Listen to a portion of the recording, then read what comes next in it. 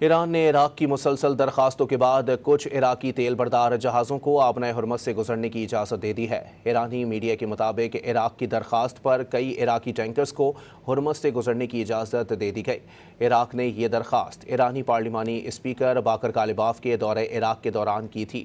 ایران نے 28 فروری کو مشرق وسطیٰ میں جنگ شروع ہونے کے بعد آبنہ حرمت پر کنٹرول قائم کرتے ہوئے جہازوں کے لیے اجازت نامہ اور ٹرانزٹ فیس لازمی قرار دی تھی۔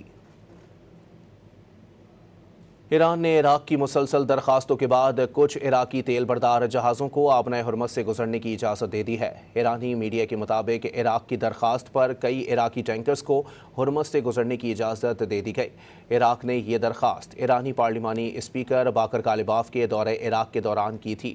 ایران نے 28 فروری کو مشرق وسطیٰ میں جنگ شروع ہونے کے بعد آبنہ حرمت پر کنٹرول قائم کرتے ہوئے جہازوں کے لیے اجازت نامہ اور ٹرانزٹ فیس لازمی قرار دی تھی۔